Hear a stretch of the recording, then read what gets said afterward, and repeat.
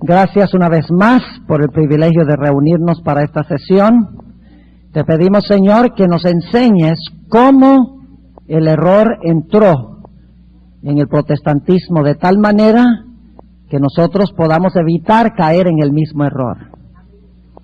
Sabemos, Señor, que solo podemos expulsar el error conociendo la verdad. Así que enséñanos tu verdad hoy. Te lo pedimos en el nombre de Jesús. Amén. Esta mañana vamos a estudiar la triste historia de cómo penetraron las ideas de estos teólogos jesuitas en las iglesias protestantes. Lo que quiero hacer es repasar muy brevemente lo que estudiamos ayer y luego empezar a hablar sobre cómo penetraron estas ideas en el protestantismo. Ustedes recuerdan las secuencias de Daniel 7. Claramente tenemos Babilonia, Medo-Persia, Grecia, el Imperio Romano. Luego el Imperio Romano se iba a dividir en 10 reinos y entre esos 10 reinos se iba a levantar el cuerno pequeño. Hemos visto que los reformadores protestantes entendían esta perspectiva historicista. Ellos sabían que había pasado Babilonia, Medo-Persia, Grecia, el Imperio Romano. Sabían que el Imperio Romano se había dividido en 10 reinos y podían ver allí mismo, en su tiempo, la presencia del cuerno pequeño, el poder papal. Lo palpaban en persona, no tenían que adivinar, porque lo podían ver allí. Como vimos ayer, la Iglesia Católica tuvo que desviar el dedo que apuntaba hacia ella como el cumplimiento de la profecía del cuerno pequeño. Y por lo tanto se levantaron 2 teólogos jesuitas de aquella compañía de Jesús establecida por San Ignacio de Loyola en el año 1534. El primero de estos fue Luis de Alcázar, quien dijo, no, las profecías del anticristo, del cuerno pequeño, la bestia, eso no tiene nada que ver con lo que está pasando ahora. No, el cuerno pequeño de Daniel 7 fue Antíoco Epífanes, quien vivió 165 años antes de Cristo.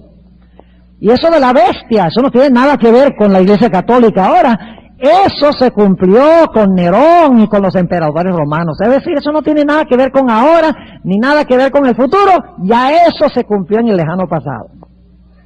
Se levantó el otro teólogo jesuita, con el nombre de Francisco Rivera, de Salamanca, España.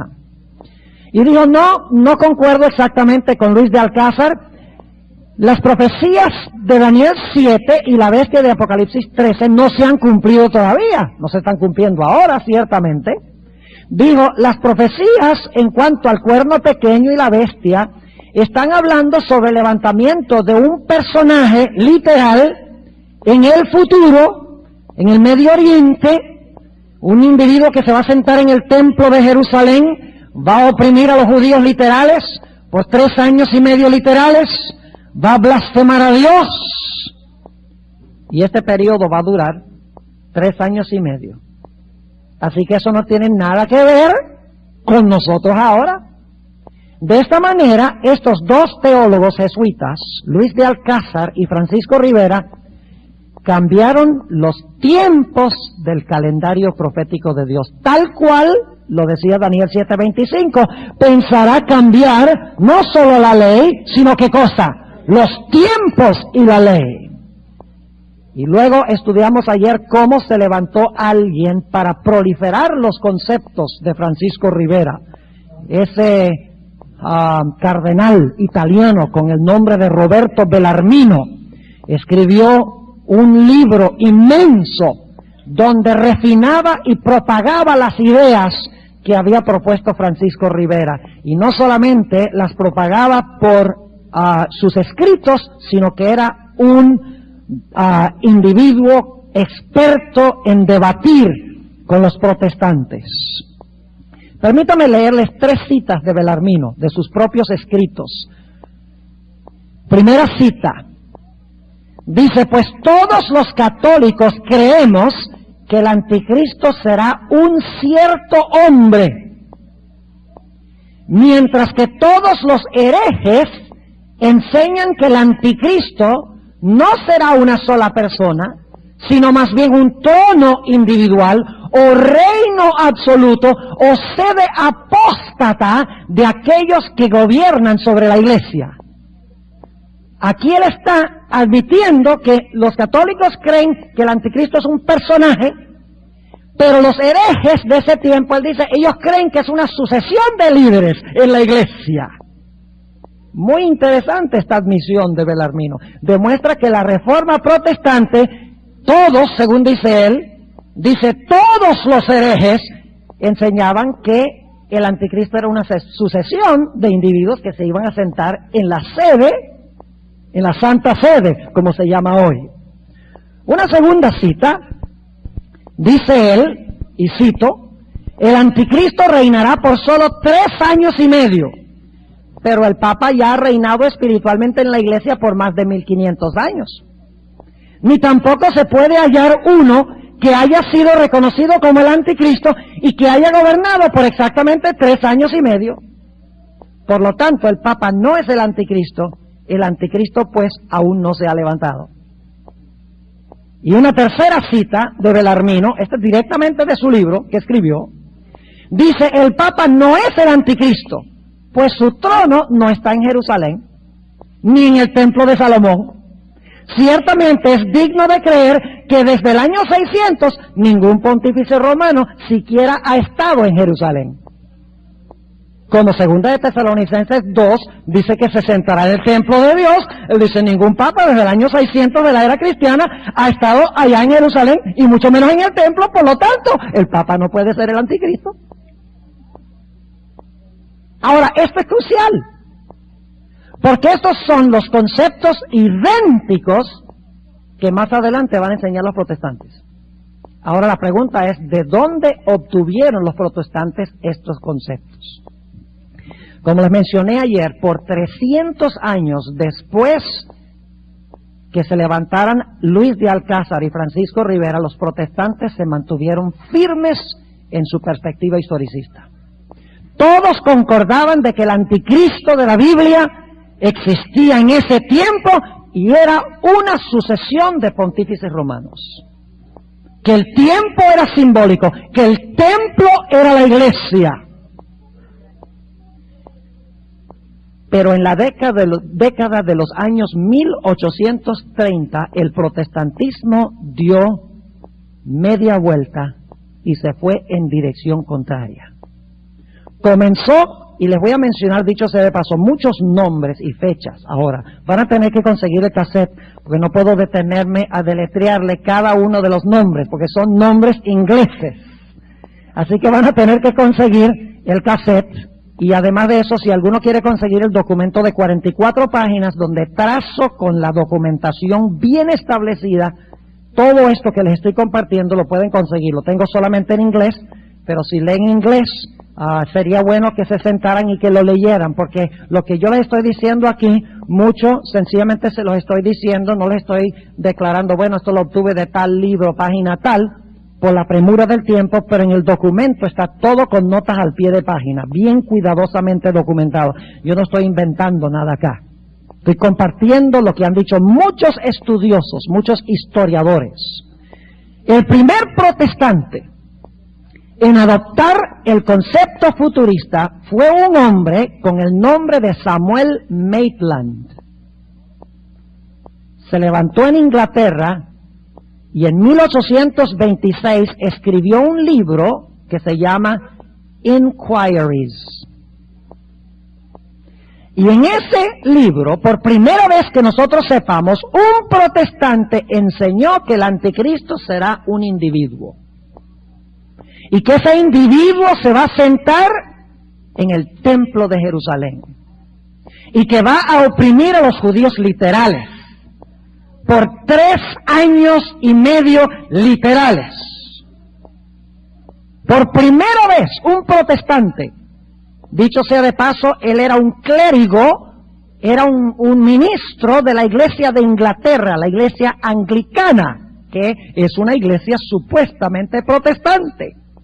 Y ahora, en vez de enseñar lo que tradicionalmente por 300 años habían enseñado los reformadores protestantes, cambia la perspectiva y proyecta el anticristo al futuro. A Samuel Maitland le siguieron varios otros. Uno de ellos fue un hombre con el nombre de William Berg. Y leo una cita de William Berg, también ministro de la Iglesia Anglicana en Inglaterra. Y todo esto está pasando entre 1825 y 1844. Y vamos a ver más adelante por qué es significativa la fecha.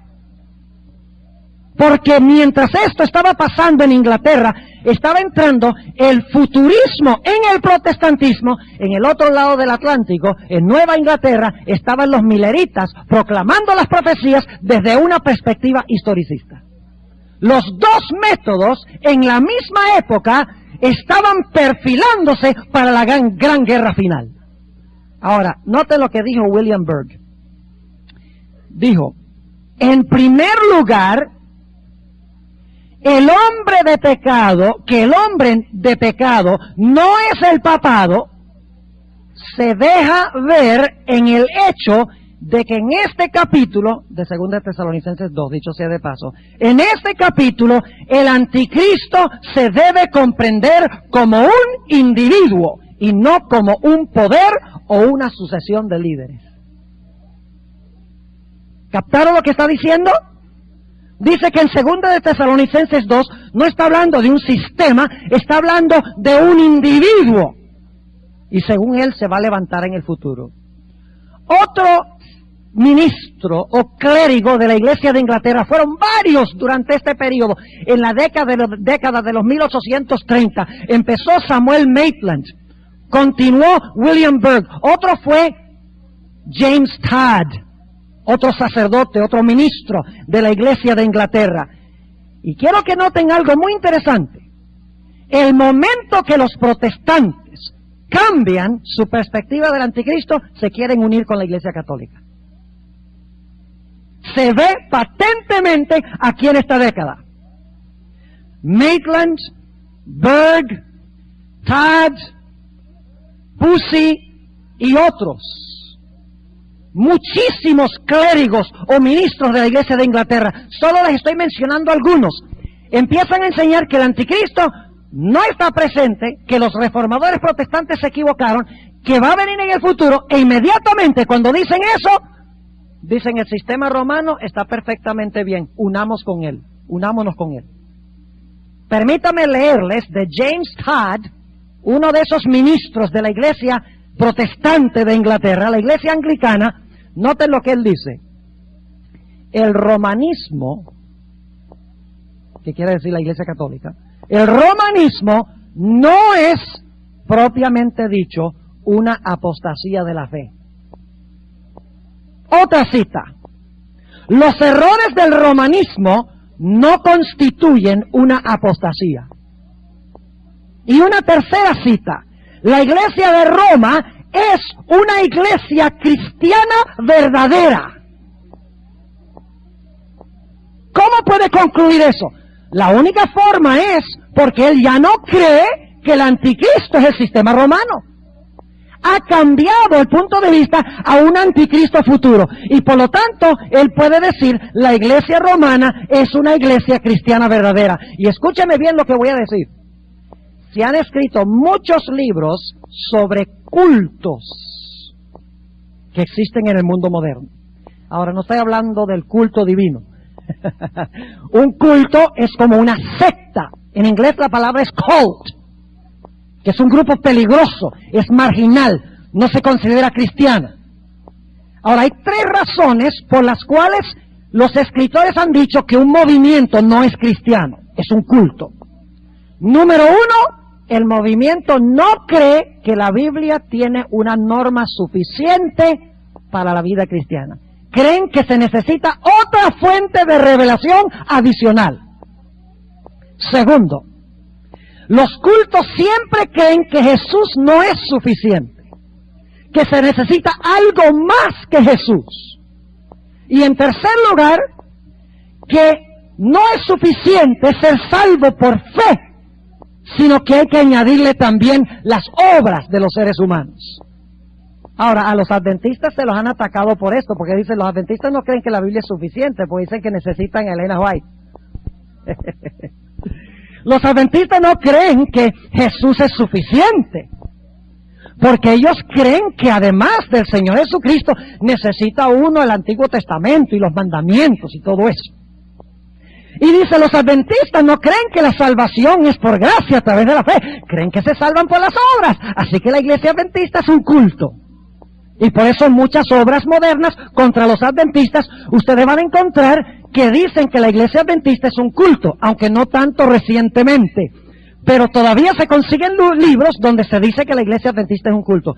Pero si ustedes toman esta definición, el culto más grande de todos es la iglesia católica.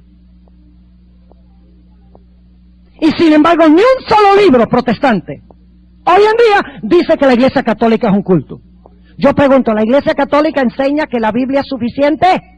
No, enseña que uno necesita también, ¿qué cosa? La tradición. ¿Enseña la iglesia católica que Jesús es suficiente? No, dice, necesitamos ¿a quién? A María. ¿Dice la iglesia católica que la salvación es por fe sola? No, por fe más obras.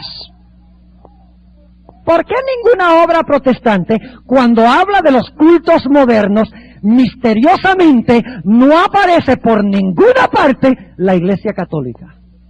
Es porque los protestantes han apostatado en sus conceptos proféticos. Y ahora escúcheme bien lo que les voy a decir. Algunos pensaban que yo estaba medio bravo ayer cuando estaba hablando.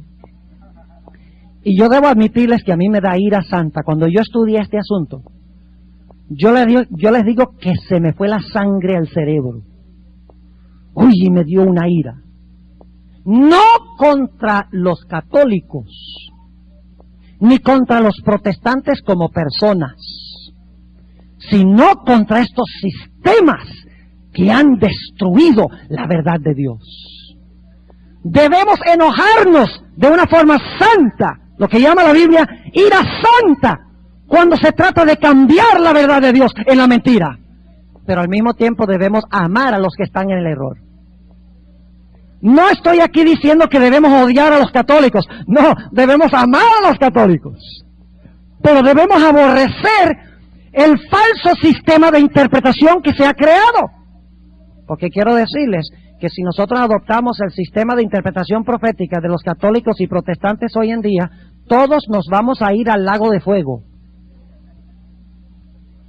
Y no sería amante para mí decir, ay, no hablemos nada mal de nadie ni de nada. Porque entonces termina alguien en el lago de fuego y dice, ¿por qué no me dijiste? Ah, porque no quería ofenderte. Porque quería que te sintieras bien conmigo, que fuéramos amigos. ¿Qué amistad hay en eso? En eso no hay ninguna amistad, en absoluto. Ahora escuchen bien. No solamente se levantó Samuel Maitland en 1826 y escribió su documento Inquiries. No solamente se levantó James Todd y William Berg, pero durante este periodo, entre 1833 y 1845, fíjense la fecha, 1833 a 1845, se levantó en Inglaterra, en la iglesia anglicana, lo que se conoce como el movimiento tractario de Oxford. Ahora, la razón por la cual se llamó el movimiento tractario de Oxford es porque los grandes ministros de la iglesia de Inglaterra escribieron varios tratados, 90 de ellos en total, con el propósito de cambiar la perspectiva de la iglesia de Inglaterra en su interpretación profética.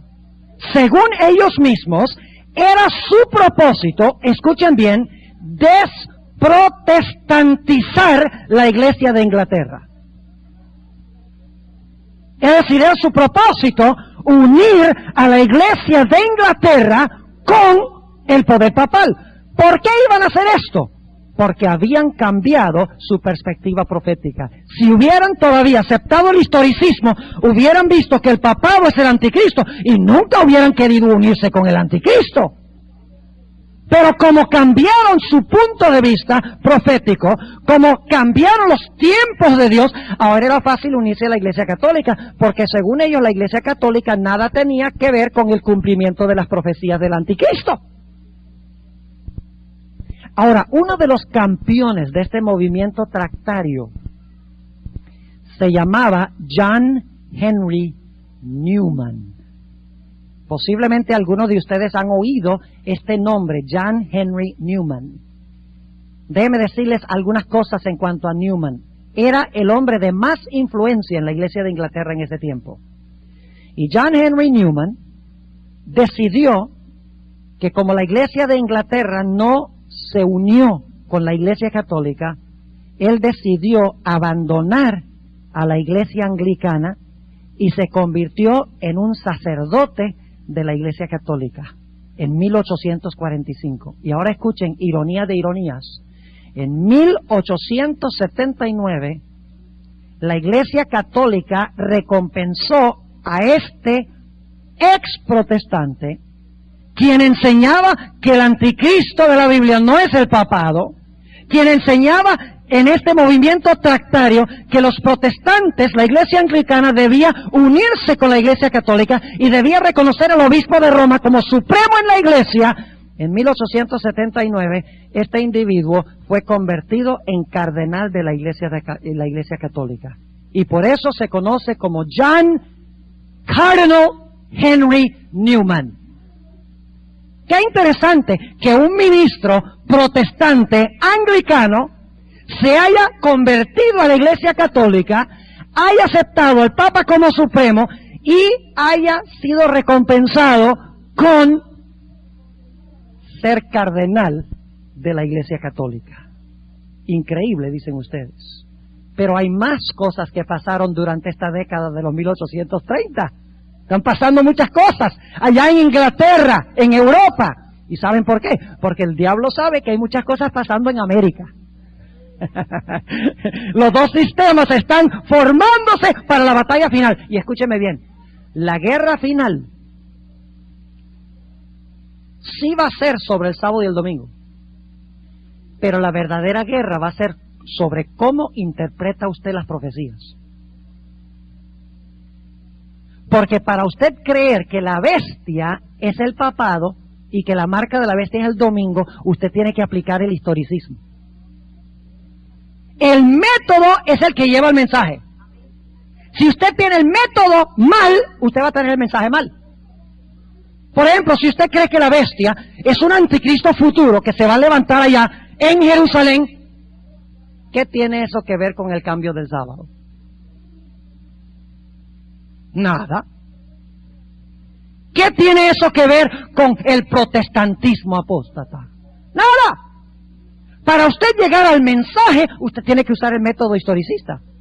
Si usted usa el método futurista, se destruye el mensaje de la Iglesia Adventista. Y el diablo lo sabía. Y por eso él dijo, yo tengo que crear un sistema de interpretación profética donde lleve a la gente a mirar al futuro o al pasado para que ellos no puedan ver que el cuerno pequeño, el papado, fue el que pensó que podía cambiar la ley. Y que fue un sistema que pensó que podía cambiar los tiempos proféticos de Dios. Ahora escuchen cómo se desarrolla aún más esta historia en Inglaterra. En este tiempo vivía en Inglaterra un ministro que pastoreaba una iglesia de más de 1000 miembros en Londres con el nombre de Edward Irving. Posiblemente ustedes no han oído hablar de Edward Irving. Pero déjenme decirles algo en cuanto a Edward Irving. Era un hombre que tenía un carisma extraordinario. Mantenía estupefactos a todos aquellos que lo escuchaban en su iglesia. Era un predicador carismático que tenía un poder de convicción extraordinario. Ahora resulta, escuchen bien, de alguna forma, Eduardo Irving adquirió o alguien le entregó una copia de un libro muy famoso en círculos adventistas. El libro fue escrito por un sacerdote jesuita con el nombre de Emanuel Lacunza. ¿Han oído ustedes hablar de Emanuel? Lo conocemos como Manuel, pero se llamaba Emanuel Lacunza. En realidad nació en Chile y de alguna manera su libro La venida del Mesías en gloria y majestad, llegó desde allá hasta Inglaterra. Y en 1833, un ejemplar de este libro cayó en manos de Eduardo Irving, quien tradujo el libro del español al inglés. Ahora ustedes dicen, ¿por qué es significativo esto? Permítame compartir con ustedes algunas de las ideas del libro de Lacunza. Pero antes de hacerlo necesito hacer una aclaración. La hermana White menciona muy positivamente a Lacunza. Dice que es uno de los que proclamó que la venida de Cristo estaba cerca. Pero ahora escuchen bien. Tenemos que entender la razón por la cual la hermana Elena G. White dice que Lacunza fue un instrumento en las manos de Dios. No fue por todo lo que dijo. La Iglesia Católica es teológicamente, proféticamente, lo que se llama amilenista. Hay tres conceptos del milenio. El primer concepto se conoce como postmilenismo, y es la idea de que Cristo va a venir después del milenio. Es decir, el mundo se va a volver mejor y mejor y mejor, y cuando el mundo esté entonces perfecto, viene Cristo. Es el postmilenismo. Ya no hay muchos postmilenistas, porque el mundo no demuestra que va de mal en mejor, sino de mejor en peor. El otro concepto es premilenismo, la idea de que Cristo va a venir antes del milenio y luego entonces vienen los 1000 años. La Iglesia Católica no es ninguna de esas dos. Desde el tiempo de San Agustín, la Iglesia Católica es amilenista. Es decir, el concepto de la Iglesia Católica es que estamos nosotros ahora en el milenio. Que desde que el Señor Jesucristo murió, ató a Satanás, y por la predicación de la Iglesia debe ir y conquistar todo el mundo, y dominar todo el mundo, y establecer el reino de Cristo aquí en la tierra. Por eso es que durante la Edad Media la Iglesia Católica pensaba que tenía que dominar sobre reyes, tenía que convertir a la gente por la fuerza de la Inquisición, porque el mandato de Jesús era establecer el reino de Cristo en la tierra, la Iglesia conquistando el mundo para Cristo. Es decir, la Iglesia Católica era amilenista, y como resultado se perdió de vista la segunda venida de Cristo.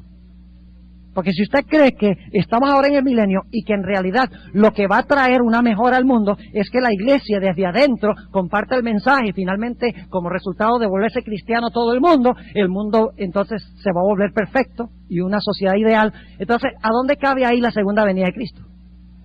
¿Para qué? Y por lo tanto la Iglesia Católica no hablaba nada sobre la segunda venida de Cristo.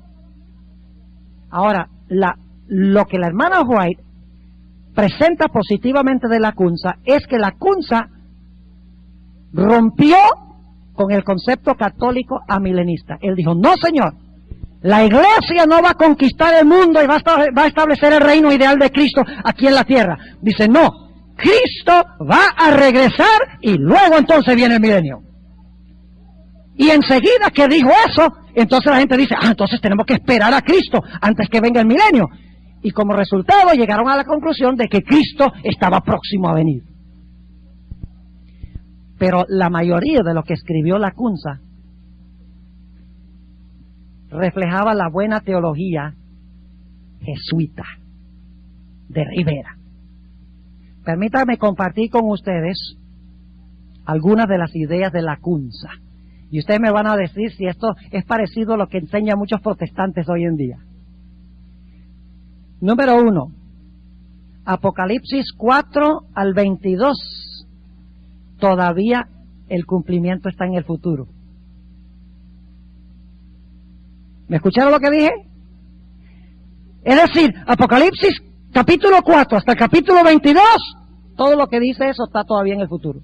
Ahora, si ese es el caso, para darles un ejemplo, si ese es el caso, entonces podemos nosotros usar este texto donde habla de el dragón que se va a hacer guerra contra el remanente final que guarda los mandamientos de Dios y tiene el testimonio de Jesús. ¿Lo podemos aplicar ahora? No, porque eso está en Apocalipsis 4 al 22, eso es futuro. Así que, ¿qué pasa con la iglesia adventista? No se levantó en armonía con la profecía bíblica. Eso lo enseñó Lacunza. Dicho sea de paso, es lo mismo que enseñan los protestantes hoy. Dicen que en Apocalipsis 4.1, a donde Dios le dice a Juan, sube acá, que ese es el rapto. Que eso representa el rapto de la iglesia. Es decir, en Apocalipsis 4.1 la iglesia es raptada al comienzo de los últimos 7 años de la historia, y entonces ahora la iglesia está en el cielo y se realiza todos los eventos de Apocalipsis 4 al 22 con los judíos. Qué interesante. Segundo, la Kunza enseñó que los 3 años y medio del dominio del anticristo son años literales. No son 1260 años, son 3 años y medio literales. Número 3, los 144,000 son judíos literales, que durante la tribulación van a ir y le van a predicar el evangelio a la gran muchedumbre y van a convertir a millones de otros judíos. Número 5, el milenio no va a ser en el cielo, el milenio va a ser un tiempo de paz en la tierra, a donde los seres humanos vivirán en sus cuerpos mortales. Eso es lo que enseñan los protestantes hoy, si ustedes han leído algo. Además dice que durante el milenio el sistema de sacrificios se va a restablecer, porque el templo se habrá reconstruido. Y que finalmente, al terminar este periodo de los 7 años, van a venir los enemigos literales de Israel literal, del norte, del oriente y del sur, para atacar a Israel. Ahora, lo interesante es que estos conceptos son típicamente jesuitas y futuristas. Y este libro cayó en manos de Eduardo Irving, quien era de la Iglesia de Inglaterra. Ahora, hay un elemento que no enseñaron los teólogos jesuitas, y es la idea del rapto secreto de la iglesia. Eso faltaba.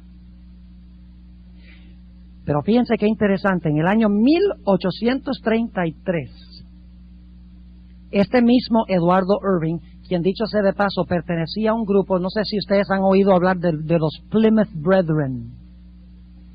Es un grupo de hombres de la iglesia de Inglaterra, estaban descontentos con la condición espiritual de la iglesia y por lo tanto decidieron establecer grupos pequeños.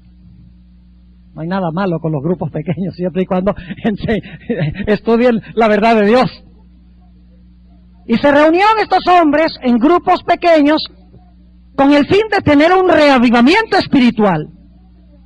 Ahora, en una de estas reuniones, que estaba presente Eduardo Irving, según otro personaje que estaba presente allí personalmente, el nombre de ese individuo es S.P. Trejel, ese sí lo voy a deletrear, pues como francés, T-R-E-G-E-L-L-E-S. Estaba presente en esa reunión S.P. Trejel y estaba también Irving, el que tradujo el libro de la Kunza. Y según dice Trejel, en esa reunión Eduardo Irving entró en un estado de éxtasis. Y en este estado de éxtasis escuchó en una lengua extraña que iba a haber un rapto secreto de la iglesia. La idea del rapto secreto no viene de un estudio de la Biblia. Viene de una declaración en lenguas a Eduardo Irving, quien estaba en un estado estático de éxtasis, donde se le informó que iba a haber un rapto secreto de la iglesia. Y lógicamente después fueron a la Biblia para tratar de encontrar dónde dice la Biblia del rapto. Ahora, no ha de sorprendernos esto. Uno de los grandes campeones protestantes modernos de estos conceptos es Hal Lindsey. Ese sí lo conocen. Escribió el libro La agonía del planeta Tierra. ¿Y saben algo? Él escribió un libro que yo investigué minuciosamente para este trabajo que estoy compartiendo con ustedes. El nombre del libro es Vanished, desaparecido, es sobre el rapto. Vanished into Thin Air, se llama el libro. ¿Y saben lo que dice Hal Lindsey? Que mientras él estaba escribiendo ese libro, entró en un estado de éxtasis. Y el Espíritu Santo, según él, le hablaba y le informaba lo que debía escribir. Es decir, junto con esto, hay que conectar también el pentecostalismo moderno, que depende no tanto de lo que dice la palabra de Dios, sino que depende sobre emociones y voces y sentimientos e impresiones. La idea del rapto secreto vino como resultado de un estado de éxtasis, donde supuestamente el Espíritu Santo habló en una lengua extraña. Ahora escuchen, hacía falta alguien que sistematizara todas las ideas proféticas que habían surgido durante este periodo. Y ahora tengo que hablarles de un individuo que era un genio, que tomó todas estas ideas que estaban circulando, que vinieron de Rivera, vinieron de Lacunza, vinieron de Bellarmino, vinieron de Irving, de todos los ministros de la Iglesia de Inglaterra. Era necesario que alguien tomara todo esto y los pusiera en un sistema, lo coordinara todo. Así fue que durante este periodo también, en los años 1830, otro individuo que pertenecía al grupo este de Plymouth Brethren se llamaba Juan Nelson Darby. ¿Han oído hablar de Juan Nelson Darby? Algunos de ustedes, yo veo, dice, sí, claro, yo he oído de Darby. Es el padre del dispensacionalismo moderno. Ahora, ¿qué es dispensacionalismo? Dispensacionalismo es la idea de que la historia del mundo se divide en 7 dispensaciones o periodos. Y según Darby, nosotros ahora estamos viviendo en la 6ª dispensación. Es la dispensación de la iglesia, o el periodo de la iglesia. Como el pueblo judío rechazó a Cristo, entonces Dios suspendió su plan con los judíos. Digo, ya, con los judíos yo no puedo hacer nada, rechazaron a Cristo, dejémoslos en suspenso por ahora. Y vayamos al plan B. Vamos ahora a trabajar por los gentiles. Y entonces, por 2000 años, estamos en lo que se conoce como la dispensación o el periodo de la iglesia. Pero según Darby, la dispensación de la iglesia va a terminar con el rapto secreto de la iglesia. Es decir, que cuando la iglesia sea llevada al cielo en el rapto, entonces Dios va a reanudar su plan para el pueblo judío, ese plan que suspendió cuando rechazaron a Cristo. Y según él, ahora escuchen bien, dice que la última dispensación es solo para Israel. Claro, porque la iglesia va a estar en el cielo. Enseñó que el anticristo entonces se va a levantar allá, un personaje, un individuo. Enseñó que se iba ese individuo a sentar en el templo de Jerusalén, que al principio iba a favorecer a los judíos, pero que a la mitad de la última semana los iba a traicionar. Y por 3 años y medio ese personaje malévolo se iba a sentar en el templo de Jerusalén, diciéndose ser Dios, iba a construir una estatua bien grande e iba a mandar a todos que adoraran esa imagen de él mismo. Enseñó también que los 144,000 son judíos literales que iban a salir a evangelizar a todos los judíos para que aceptaran a Cristo como su Mesías. Y enseñó que hacia el final de este periodo iban a venir del norte, del oriente y del sur naciones para pelear contra Israel literal en el valle literal de Megido.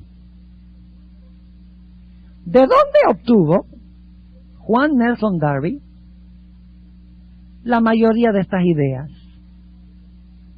No son originales con él. Es más, déjenme leerles una cita muy interesante aquí.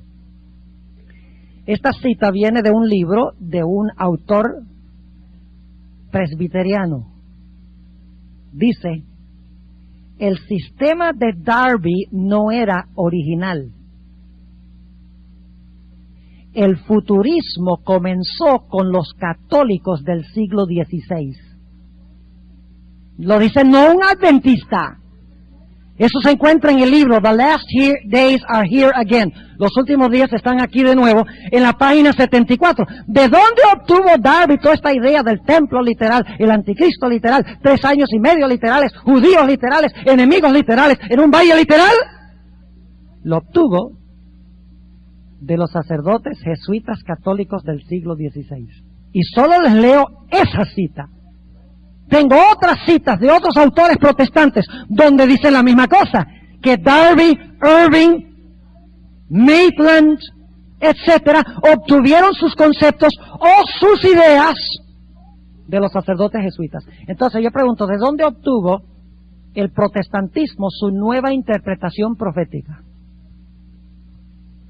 de su madre, de la Iglesia Católica. Así que lo que están enseñando los protestantes hoy, por ejemplo, los preteristas, es decir, los pastores liberales que no creen en la inspiración de la Biblia, ellos están enseñando el preterismo de Luis de Alcázar, ¿no? Que el anticristo fue Antíoco Epífanes, que la bestia es Nerón y los emperadores romanos. Esa idea de la herida mortal y la herida mortal sanada representa una idea que había en aquella época de que Nerón iba a morir y luego iba a reencarnarse en otra persona para matar y dominar a la gente. Los teólogos liberales de la Iglesia Presbiteriana Unida, Luterana Unida, Presbiteriana Unida, Iglesia de Cristo Unida, por alguna razón cuando encuentran la palabra unida son liberales. Obtuvieron su concepto de interpretación profética directamente de Luis de Alcázar. Y los protestantes conservadores, que creen en todas estas ideas que les he compartido, obtuvieron su idea directamente de Francisco Rivera, de Emanuel Lacunza y de Belarmino, todos sacerdotes jesuitas. ¿Ustedes creen que nosotros podemos confiar en las interpretaciones de sacerdotes jesuitas? Come on. ¿Cómo es que los protestantes confían en tal interpretación? Ahora, uno de los problemas de Darby es que Darby no respetaba la historia. Él no le importaba la historia. Es decir, la historia no tiene ninguna trascendencia. Escuchen esta cita de Darby. Dice, yo no quiero que la historia me diga que Nínive o que Babilonia están en ruinas o que Jerusalén está en manos de los gentiles. Yo no admito que la historia sea necesaria en ningún sentido para comprender la profecía. Yo le pregunto, en el sistema historicista, ¿cuán importante es conocer la historia?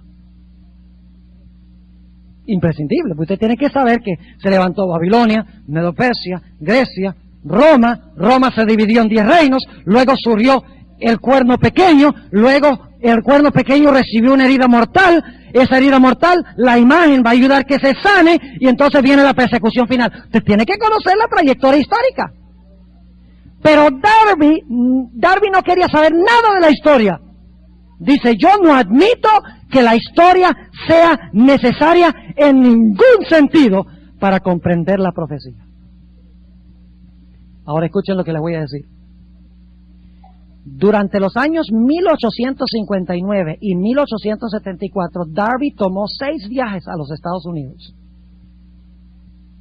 y predicó en algunas de las iglesias más grandes de aquella época.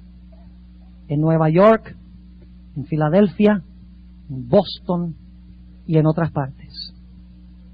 Sus ideas novedosas fueron aceptadas muy rápidamente por los que escucharon los conceptos que estaba compartiendo. Pero la obra de Darby hubiera muerto si no hubiera sido por un individuo que por accidente descubrió los escritos de Darby en una biblioteca.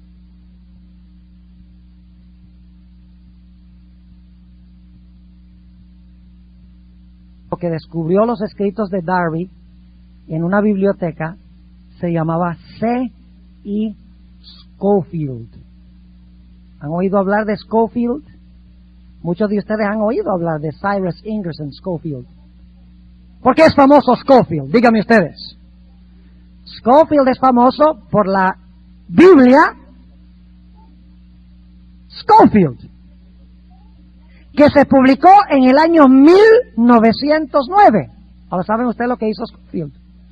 Scofield tomó las ideas de Darby, de sus libros, y las incorporó como notas al pie de página en su Biblia. ¿Saben ustedes cuántos ejemplares de la Biblia anotada Scofield se han sacado? Más de 12 millones de ejemplares. Es la Biblia de los dispensacionalistas, de los protestantes futuristas de hoy en día. Y les ilustro. En la ciudad de Mount Holly, en New Jersey, tuve un seminario en la iglesia de habla inglesa allí poco antes de irme para Texas. Un seminario de Apocalipsis. Y vinieron la primera noche vino una pareja joven, muy bien parecidos, se veía que eran bastante educados, y cuando llegaron a la puerta, los que estaban registrando le ofrecieron la Biblia del seminario, y ellos dijeron, no, nosotros tenemos nuestra propia Biblia, gracias. Y cuando yo escuché eso, yo tenía curiosidad de saber qué Biblia tenían. Así que por ahí disimuladamente, cuando estaba enseñando el seminario, miré la mesa y vi que era la Biblia de Scofield. Yo dije, oh. Ahora, cuando llegamos a la lección sobre los sellos, usted sabe que nosotros creemos que los sellos comienzan a cumplirse en los tiempos apostólicos y luego se siguen cumpliendo en sucesión continuada hasta el séptimo sello, el silencio de casi media hora en el cielo. Es decir, lo interpretamos los sellos desde una perspectiva historicista. Y cuando yo presenté esta lección desde la perspectiva historicista, dejaron de asistir. Pero habían venido ya varias sesiones, así que yo dije, bueno, yo tengo que ir a visitar a esta pareja. Fui a visitarlos. Me recibieron muy cortésmente, muy cordialmente. Nos sentamos en la sala, les dije, mire, me he dado cuenta que vinieron a las primeras sesiones, pero no han asistido por algunas sesiones. ¿Qué sucedió? Y recuerdo también, como si estuviera pasando aquí en este momento, el joven me miró y me dijo, mire, nosotros ya no podíamos asistir más a su seminario, porque los comentarios que usted hace en el seminario no concuerdan con nuestra Biblia. Y yo ya sabía cuál era la Biblia, pero le pregunté, bueno, ¿y qué Biblia tienen ustedes? Dice, la Biblia Scofield. Y nuestra Biblia dice que los sellos y las trompetas y las plagas, todos son juicios en sucesión que se van a derramar durante la tribulación final. No se han cumplido todavía. Y usted nos dijo que los sellos se han cumplido en el transcurso de la historia y que estamos ya casi en el séptimo sello. Eso no cuadra con las notas de nuestra Biblia. Por lo tanto, no pudimos volver. Eso demuestra, mis hermanos y hermanas, cuánta credibilidad le da la gente a la Biblia Scofield. Es la Biblia por excelencia que usan los futuristas. Y saben que las notas al pie de página se consideran casi tan inspiradas como la Biblia misma. ¿Y saben ustedes qué tienen esas notas? La idea de que la tribulación final es para los judíos literales. La iglesia va a ser sacada de la tierra en un rapto secreto. El anticristo va a gobernar en el templo literal de Jerusalén por 3 años y medio literales. Será un personaje literal. Vendrán del norte Rusia, del sur los árabes y del oriente los chinos para atacar a la nación de Israel. Pero Cristo intervendrá para librar a los judíos. ¿De dónde vienen esas ideas? Hermanos y hermanas, esas ideas no son fruto de un estudio de la Biblia. Esas ideas vienen directamente de una fuente jesuita, de Francisco Rivera, de Belarmino y de Lacunza, entre otros, que proliferaron estas ideas entre los protestantes. Ahora escuchen, el 1 de febrero de este año se sacó la película Left Behind. Causó una sensación grandísima. ¿Saben ustedes qué es esa película Left Behind? Es un panorama profético completamente falso. Y es emocionante la película, yo la vi, tuve que verla en preparación para este documento porque íbamos a hablar sobre esa película precisamente. Lo que yo he compartido con ustedes en cuanto a los conceptos protestantes de la profecía es lo que presenta esa película, pero en forma dramatizada. La película en realidad es fruto de una serie de novelas que escribieron 2 hombres. Uno se llama Tim LaHaye y otro se llama Jerry Jenkins. LaHaye es el teólogo y Jenkins es el escritor. ¿Saben ustedes que estos libros, que son 12 finalmente, sacaron uno primero y luego tuvo tanto éxito que sacaron más? ¿Saben ustedes que por meses y meses estos libros han estado en el bestseller list del Wall Street Journal y del New York Times? Y son libros religiosos. Cuenta Glenn Ofterhar, quien es el director de Adventist Communication Network, que fue el que hizo este programa que me llevó a preparar esta investigación.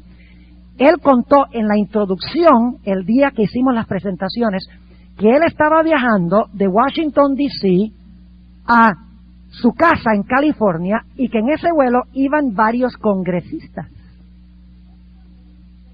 Y cuenta él que, porque él estaba sentado en primera clase, viaja tanto, tiene muchas millas y entonces puede hacer su upgrade, ¿verdad? Dice que habían 6 o 7 congresistas allí, cada uno con su ejemplar del libro Left Behind. Y dice que durante todas las 5 horas de viaje, el único tópico de discusión era el rapto secreto y la perspectiva de las profecías que presentaba ese libro. El problema es que la gente no considera que esos libros son novelas. Creen que son realidad. Escuchen lo que dice Tim LaHaye. ¿Sabe usted que se han vendido más de 10 millones de ejemplares? Y los tienen ahora en caricatura para niños también. Escuchen lo que dice Tim LaHaye.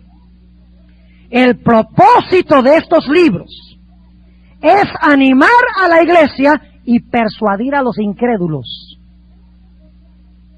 Hemos encontrado, dice LaHaye, que la gente está leyendo su Biblia de nuevo por causa de estos libros. Y muchos han llegado a creer. ¿A creer qué? Pregunto yo. A creer el error. Sigue diciendo LaHaye. Estoy escuchando de pastores en todo el mundo, porque han sido publicados en 14 idiomas. Estoy escuchando de pastores de todo el mundo y me están diciendo que los libros son la mejor herramienta evangelística que jamás hayan visto. Increíble. Hay una agenda aquí, hermanos y hermanas, de proliferar este mensaje a nivel mundial. Mientras que los 3 ángeles van a toda nación, tribu, lengua y pueblo, estos conceptos también van a toda nación, tribu, lengua y pueblo. Ahora, ¿por qué han proliferado tanto estas ideas? Número 1, por causa de la Biblia Scofield. Tremenda influencia tiene esta Biblia. Número 2, por causa de un seminario que se encuentra en Dallas Theological Seminary. Todos los individuos que enseñan esta perspectiva fueron alumnos en Dallas Theological Seminary. Así como la Universidad de Andrews está preparando obreros para todo el mundo, presentar los mensajes de los 3 ángeles, el seminario de Dallas está preparando personas para todo el mundo de acuerdo a la perspectiva futurista. En tercer lugar, libros que han sido escritos.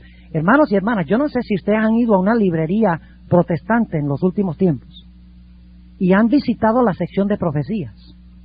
Yo me quedo aterrado. Cuando yo hice esta investigación me tocó leer centenares de páginas en preparación para lo que hice. Necesitaba saber lo que creen ellos también. Así que tuve que leer libros que ellos escribieron de Hal Lindsey y otros.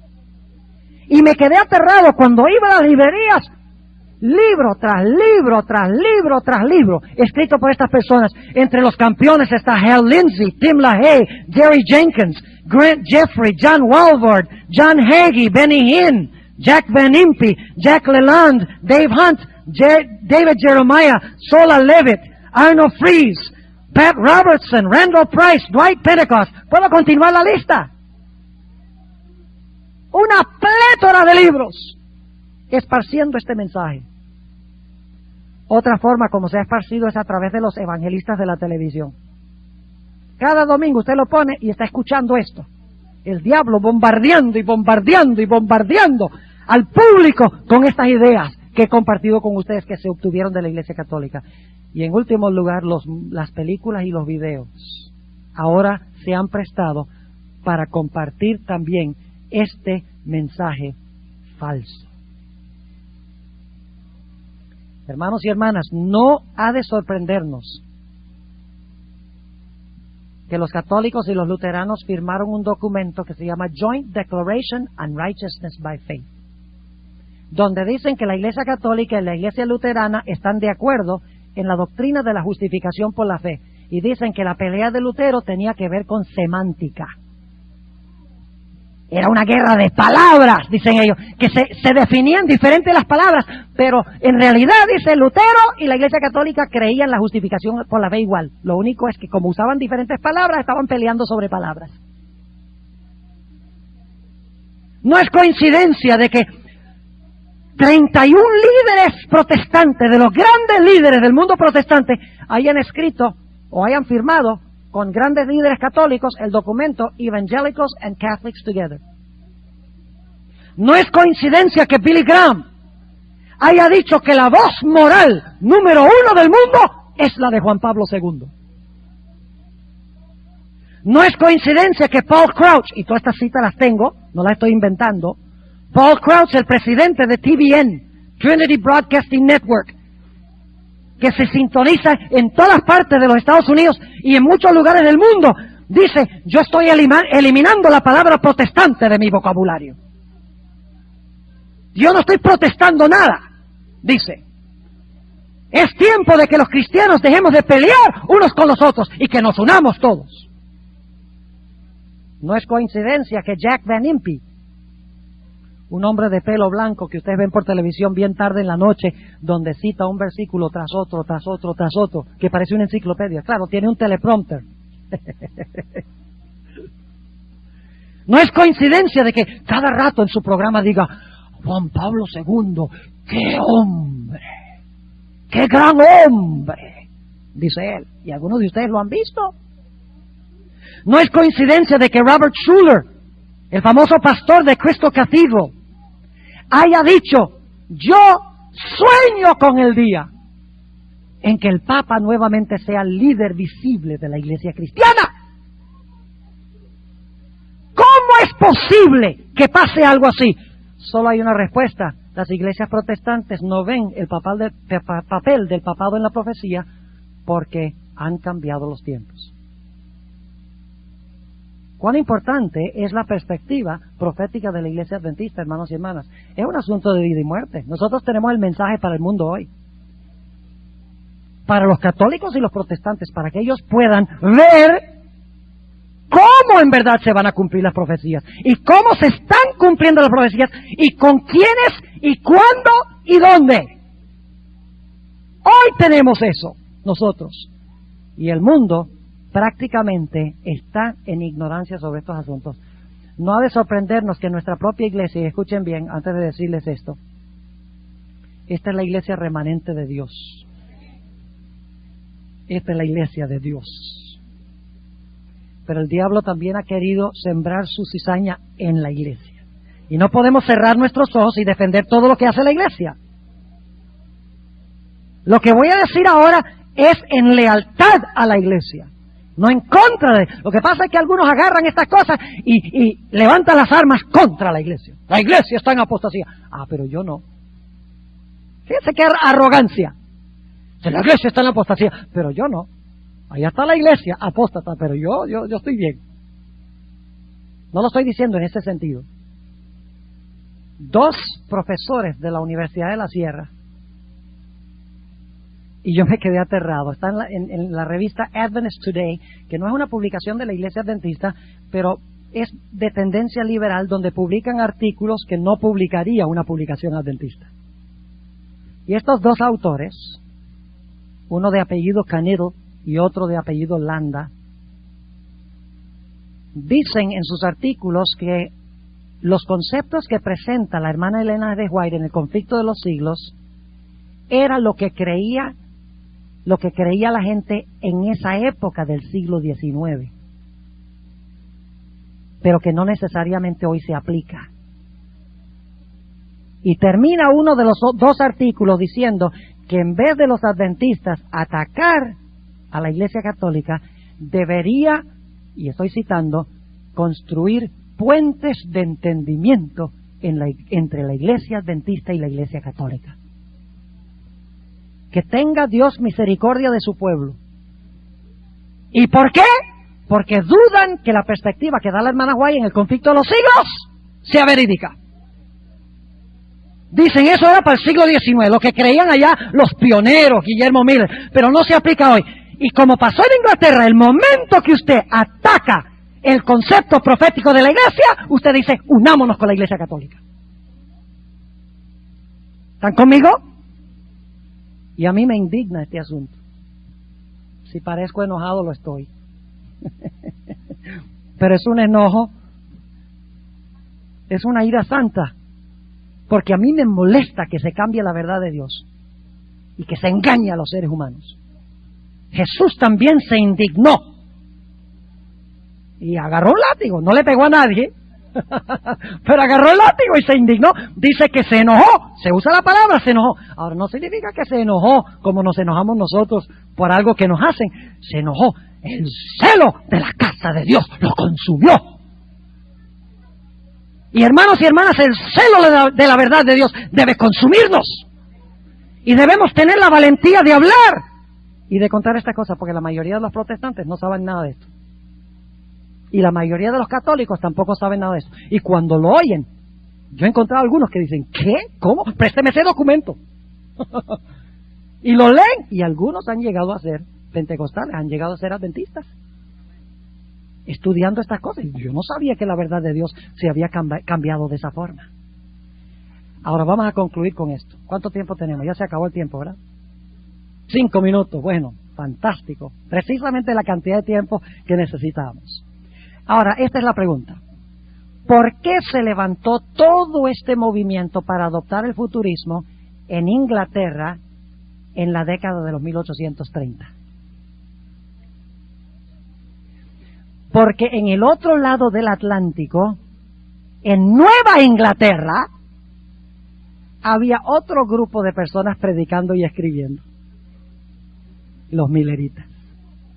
Y mientras que el protestantismo apostataba en Inglaterra y adoptaba un falso sistema de interpretación profética, los mileritas proclamaban, usando el historicismo, correctamente las profecías. Y ahora escuchen bien, ¿por qué en Inglaterra? ¿Por qué razón no entró el futurismo en España, o en Francia, o en Alemania, o en Luxemburgo, o en Bélgica? ¿Por qué en Inglaterra? ¿Saben por qué?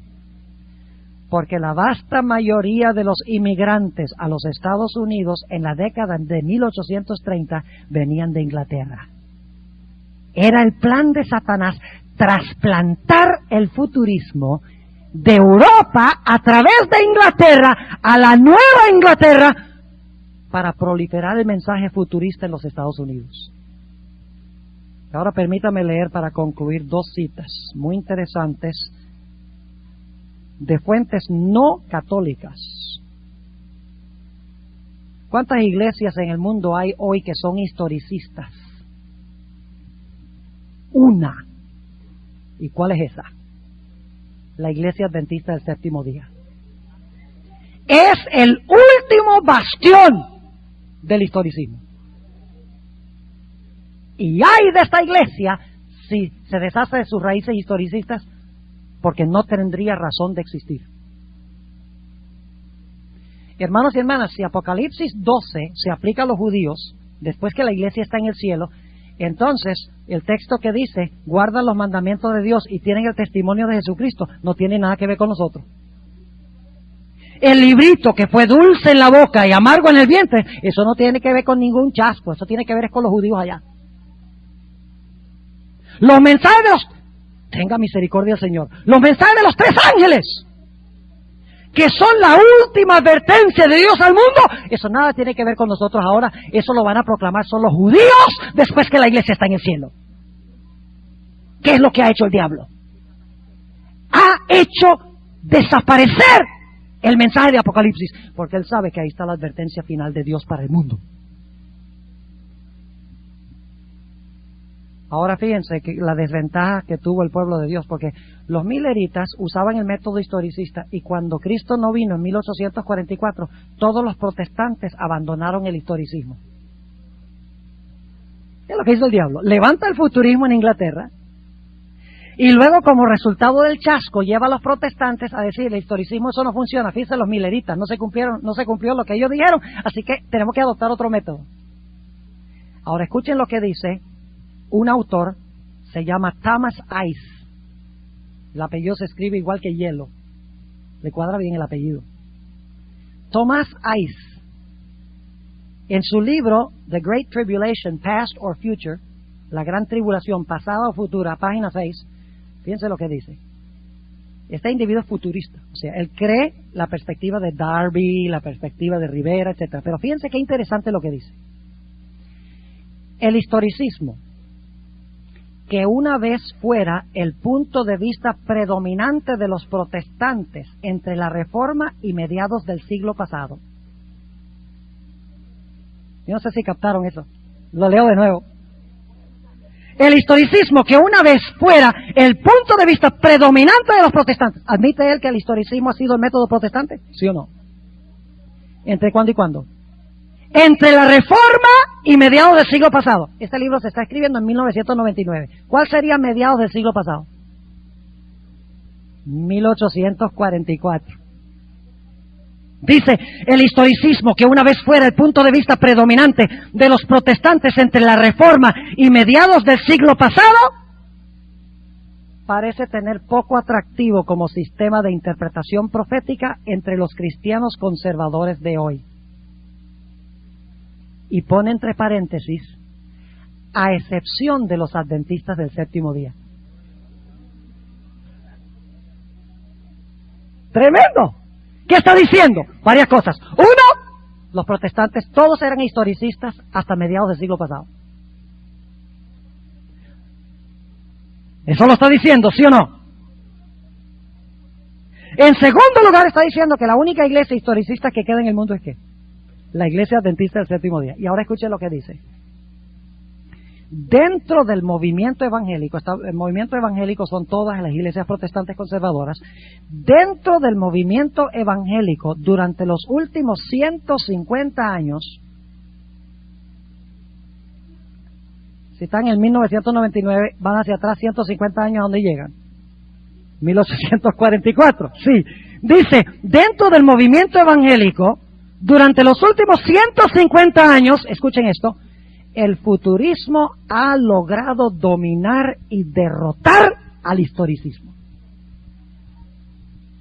Eso lo dice Thomas Ice, un futurista. Última cita. Esta es del mismo autor que les mencioné, The Last Days Are Here Again, los últimos días están aquí, página 91, dice esto. El millerismo dio a luz a la iglesia adventista del séptimo día. Va a presentar 3 puntos. Punto número 1, el millerismo dio a luz a la iglesia adventista del séptimo día. Número 2, escuchen esto. El movimiento millerita desacreditó el premilenismo historicista, haciendo que se desvaneciera casi totalmente después de 1844. ¿Entendieron lo que dije? Lo leo de nuevo por si acaso. Estos son autores seculares, no son adventistas. Dice, el millerismo desacreditó el premilenismo historicista, es decir, el historicismo, haciendo que se desvaneciera casi totalmente después de 1844. Y luego dice, en tercer lugar, el fiasco millerita demostró los peligros de fijar fechas para el regreso de Jesús. Esas 3 declaraciones son ciertas. En primer lugar, es verdad que surgió la iglesia adventista. En segundo lugar, es verdad que el historicismo se ha desvanecido prácticamente. Y en tercer lugar, nos enseñó no fijar fecha. Solo que algunos siguen a algunos que fijan fechas.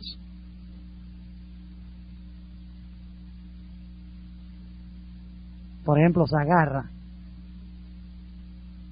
Yo no sé cómo algunos adventistas se comen el cuento tan fácil. Oh, va a haber una debacle con el problema de las computadoras el año 2000. Eso va a ser un desastre mundial. ¿Qué desastre hubo? Y sin embargo, ¿sabe lo que hace? Le falló esa y entonces pone otra fecha. La sierva del Señor nos ha dicho, mire, si alguien pone una fecha, ni siquiera le hagas caso a más nada de lo que dice. No habrá más fechas para ningún evento profético. Punto final. Oremos.